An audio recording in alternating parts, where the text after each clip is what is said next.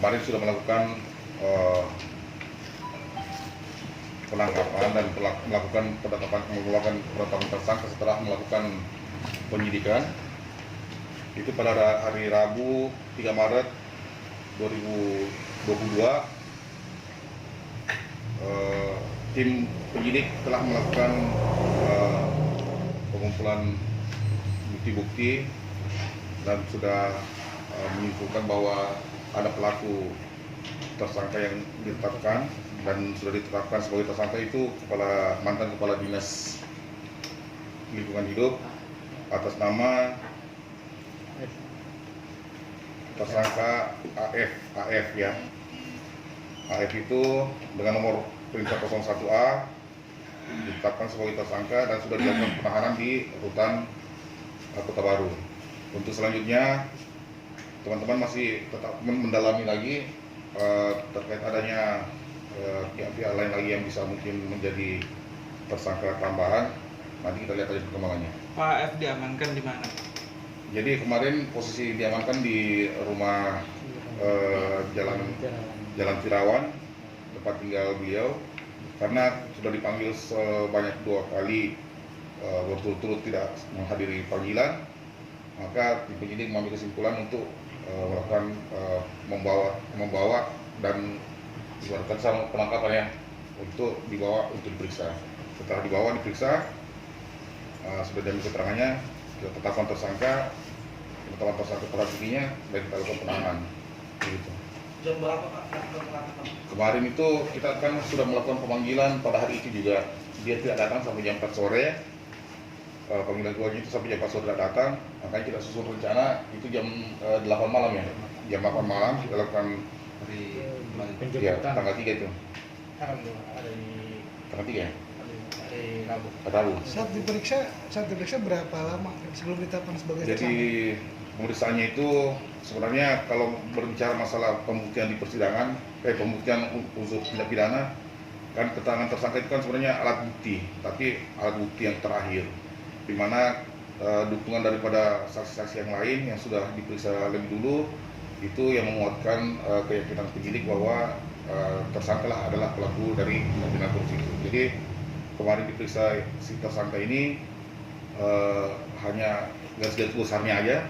Nanti setelah besok harinya baru diambil keterangannya untuk didampingi penasihat hukum. Sesuai dengan tersangka, pasal yang dikenakan dan ancaman hukumannya? Kalau untuk sementara untuk pasal yang disangkakan itu pasal 2 dan pasal 3 Undang-Undang 31 tahun 99.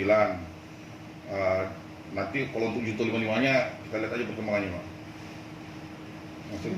Belum ada ancaman dikenakan ancaman hukuman. Kalau ancaman hukumannya kan kita 5 tahun semua, Pak. Iya, siap.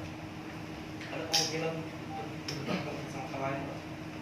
Kemungkinan besar ada.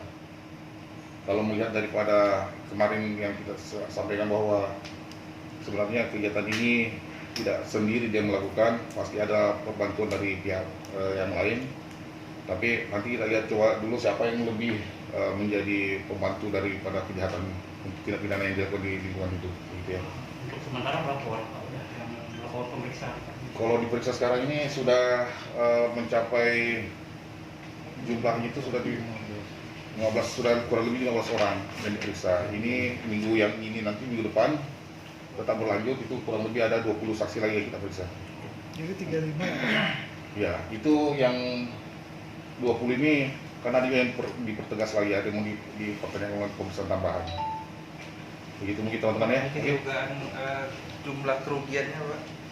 Kalau jumlah kerugian dari anggaran yang ada dalam DIPA ya, sebesar 1,9 miliar per tahun, itu kami masih menunggu juga perhitungan dari audit inspektorat. Cuma kalau berdasarkan hitungan sendiri daripada teman-teman itu kurang lebih di atas 1 miliar ya, di atas 1 miliar untuk kegiatan-kegiatan tahun 2019 ya, 2020 sama 2021 begitu. Pak tersangka ketika diamankan melawan atau gimana?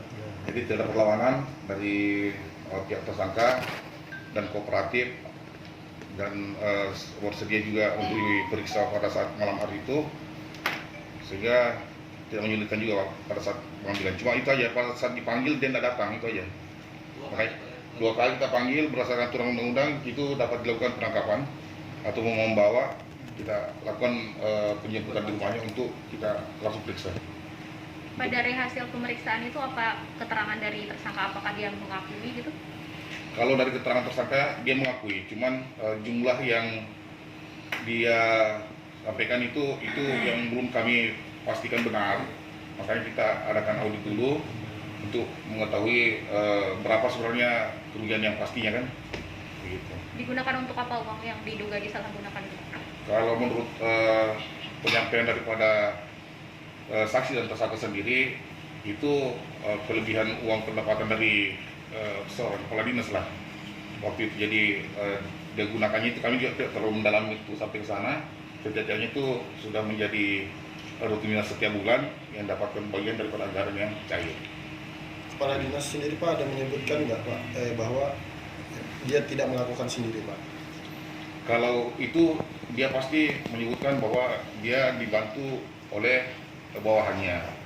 Cuma kan kita lihat dulu peran dari bawahannya di sini, apakah peran bawahannya sendiri ini dalam kondisi memang dia karena salah bawahan dalam keadaan terpaksa dia harus melakukan itu, ataukah memang posisinya sekarang nanti bawahannya yang ikut juga memang merencanakan untuk bisa bersama-sama, ya kita lihat unsurnya. Pasti ada bantuan daripada anggotanya karena dia bukan bendahara kan. Begitu.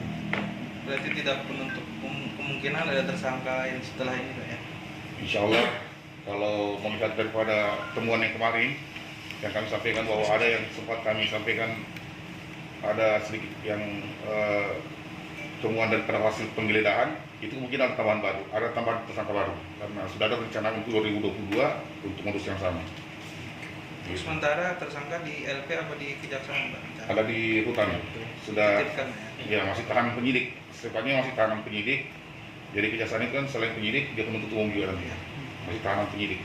Ya, demikian ya. Ya, terima kasih Pak.